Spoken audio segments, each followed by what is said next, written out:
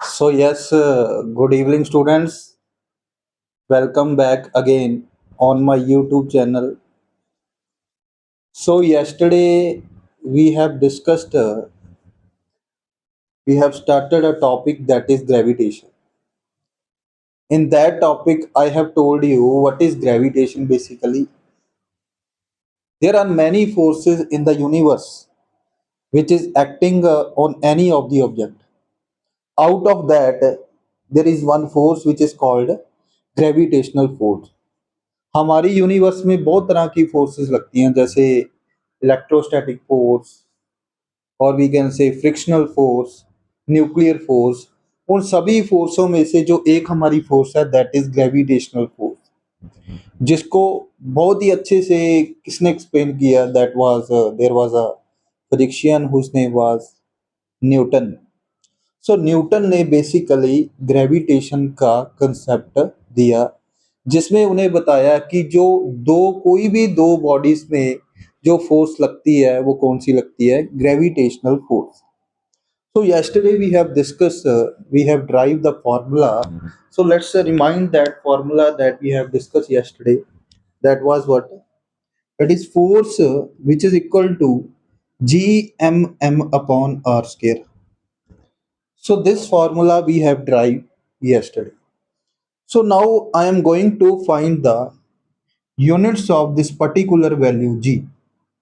So जो ये formula आपके सामने जो दिख रहा है बेटा, ये जो एक फॉर्मूला किसका है, ग्रेविटेशनल फोर्स का फॉर्मूला है, जिससे हम किसी भी ऑब्जेक्ट में जो फोर्स लगती है वो हम इस फॉर्मूले से निकाल सकते हैं।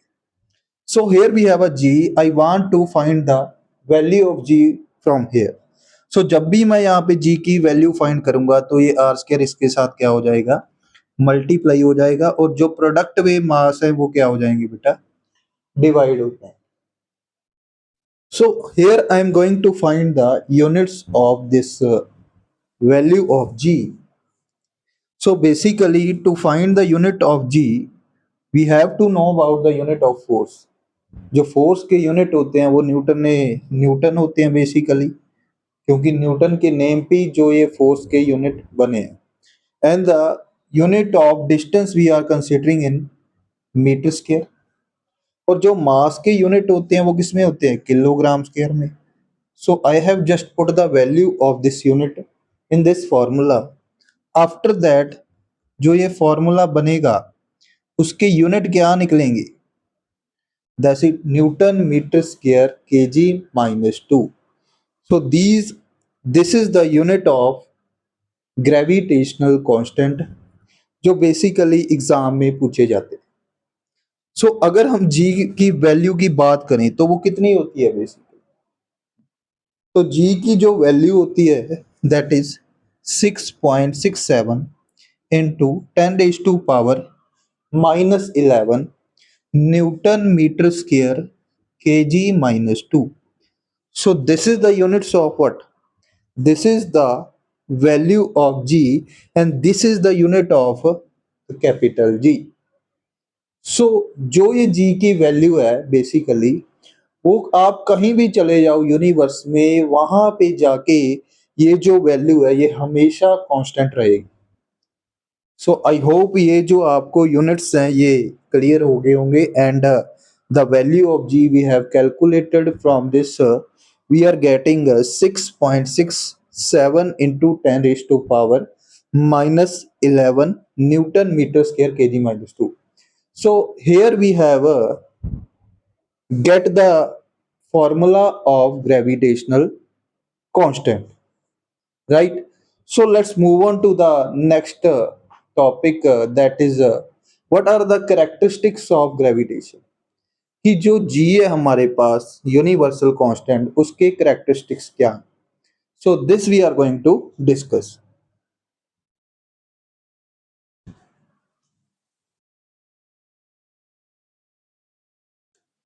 So जो next topic है हमारा that is characteristics characteristics of gravitational force.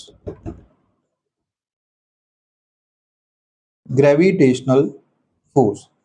So now we are going to discuss about the characteristics of gravitational force. So अगर मैं gravitational force की बात करूं तो बेटा ये जो gravitational force है, फर्स्टली ये क्या ओबे करती है? ये करती है इनवर्स स्केयर लॉ ओबे करती है। इनवर्स स्केयर लॉ है जो इसको ओबे करती है। How we can say it is obey inverse square law? जो मैंने आपको फॉर्मूला बताया था, जो हमारे पास जो फॉर्मूला निकल के आया था, that is G M M upon R square.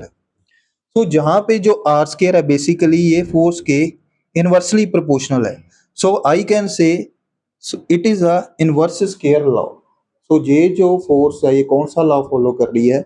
Inverse square law. Only gravitational force नहीं है जो इनवर्स स्केयर लॉ फॉलो करती है, electrostatic force also obey inverse square law, magnetic force also obey inverse square law. So basically inverse square law का मतलब क्या है कि अगर जितना डिस्टेंस बढ़ेगा, जितना डिस्टेंस आप बढ़ाते जाओगे, मान लो दो प्लेनेट है मेरे पास, for example we have earth and we have a Jupiter, वो बहुत ज्यादा दूर है यूनिवर्स में, तो उनमें जो ग्रेविटेशनल फोर्स का बेटा इफेक्ट होगा that is negligible, it is very small. Why it is small? जो वैल्यू है जी की, it is a weak force, that's why I can say it obey inverse square law. Clear? So next जो हमारी gravitational force की characteristics क्या है, अभी just बताई कि जो ग्रेविटेशनल फोर्स होती है basically it is a weak force, it is a weak force. Why it is called weak force? जो मैंने आपको जी की यहाँ पे वैल्यू बताई थी दैट इज व्हाट 6.67 इंटू 10⁻⁻11। जो माइनस यहाँ पे आ रहा है बेटा, तो माइनस का मतलब क्या है कि जो उसकी वैल्यू है that is 0.000 like that. So जो जो ये फोर्स है basically that's why it is considered as a weak force. Clear? So gravitational force is the weak force, बहुत ज्यादा वीक फोर्स होती है। अगर मैं दो बिल्डिंग देखूं उनमें जो ग्रेविटेशनल फोर्स है वो बहुत ज्यादा वीक है। अगर मैं करूं कि एक मेरे पास ये मार्कर है और एक माइक है, तो इन दोनों में फोर्स क्या होगी? वीक होगी। So that's why I can say the gravitational force is the weak force. Clear? So next we have, next characteristics क्या है ग्रेविटेशनल? जो ग्रेविटेशनल फोर्स होती है basically that is a conservative force, that is a conservative force. Why I call this conservative force? Conservative force बेटा कौन सी होती हैं? जो एक पॉइंट से दूसरे पॉइंट पे डिपेंड करती हैं, ना कि किस पे डिपेंड करती हैं? पाथ पे डिपेंड करती हैं। पाथ पे नहीं डिपेंड करती, किस पे पॉइंट करेंगी? One point to another point. Clear? Initial to final, right? It does not depend on the how the path has been followed. Clear? So जो gravitational force होती है basically it is a conservative force. Clear? So next जो हमारे पास characteristics है gravitational की, वो क्या है हमारे पास? That is जो gravitational force होती है it is a central force, it is a central force। मैंने अभी बताया if I take this two object, तो ये आपस में क्या करेंगे? अट्रैक्ट करेंगे। It it act towards the centre, it act toward the centre. So any two object which has act toward the center, that's why it is called central force, that's why it is called central force. Last lecture में भी मैंने बताया था कि जो gravitational force होती है उसको क्या बोलते हैं? Central force. Why it is called central force? Because it attract with each other. हमेशा याद रखना है कि जो ग्रेविटेशनल फोर्स होती है रिपल्सिव नहीं होती, it is a attractive force, it is a attractive force basically. I hope this characteristics is clear to everyone, right? So next अगर हम बात करें कि जो ग्रेविटेशनल फोर्स है it is a scalar quantity. First of all it is a scalar quantity. Why it is called scalar quantity? Because बेटा इनका जो है मैग्नीट्यूड होता है, इनका क्या होता है? Only just have a magnitude but not have a specific direction, that's why it is called scalar quantity. Clear? So basically ये जो चार पांच पॉइंट लिखे हैं ये हमें क्या बता रहे हैं कि these are the characteristics of the gravitational force. कि जो फोर्स की जो करेक्टरिस्टिक्स हैं, क्या क्या चीजें वो हमें देखने को मिल रही हैं कि एक तो ये इनवर्स स्केयर लॉ फॉलो कर रही है। Why, how it is follow? Because force is inversely proportional to r square, so I can say it follow inverse square law. Next we have it is a weak force. Why it is called weak force? Because यहाँ पे minus आ रहा है बेटा, देख लो, अब minus में कोई power है तो it means it will be zero zero zero something like that, right? So next we have it is a conservative force. जो भी ग्रेविटेशनल फोर्स होती है it is always act 90 degree, it is always act perpendicular to the surface, वो tangent को touch करके जाती है और 90 डिग्री पे जो फोर्स लगती है that is gravitational force. I am giving you the example morally that is a centripetal force, like I have say the planets which are revolving around the sun, they also attract, they also getting which force, conservative force लग रही है। so conservative force क्या होती है? which act, which depend upon the initial to final but does not depend upon the path followed by the object.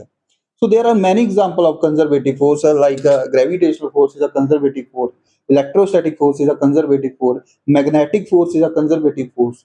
तो ये जो forces होती हैं these are the forces which act only one point to another point, right, but does not depend upon the path followed by the object. Next we have it is a attractive force. मैंने अभी बताया जो gravitational force होती है it act toward the centre, so that's why it is called attractive force. Next we have it is a scalar quantity. I told you if it is a conservative force, so it means it depend upon the initial and final. But here we don't have a specific direction. That's why it is called a scalar quantity. So these characteristics are important for the exam point of view that you should know. Clear? So अभी जो मैं ये करवा रहा हूँ आपको gravitation बारे में पढ़ा रहा हूँ बेसिकली, जिसको कैपिटल जी से रिप्रेजेंट कर। So you don't have to confuse between small g and capital G. जो स्मॉल जी होती है बेटा it is a gravity and the capital G is what, gravitational constant. तो जो छोटी वैल्यू जी की होती है बेसिकली वो हमेशा अर्थ के टुवार्ड्स लगती है, एंड जो ग्रेविटेशनल होती है वो यूनिवर्सल फोर्स है। आप कहीं भी जाओगे वहां पे आपको ग्रेविटेशनल फोर्स मिलेगी, बट जो जी होती है उसमें दो ऑब्जेक्टिव पॉसिबल होते हैं स्मॉल जी में, ग्रेविटी में। एक तो आपका अर्थ होना चाहिए and one object can be anything, either it can be a marker, either it can be a mic, either it can be something else, it can be a pen, whatever. सो कोई भी जो gravity होगी उसमें एक object तो आपका earth होगा basically and one object can be anything. So that's why gravity और ग्रेविटेशन में यही डिफरेंस है। So now we come to the next topic that is,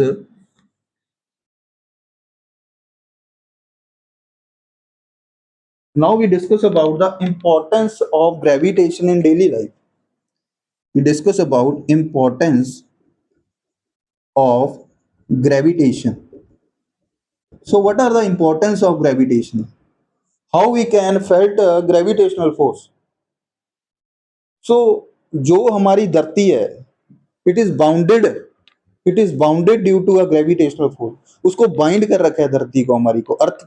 earth is bounded due to a, earth binds due to a gravitational force.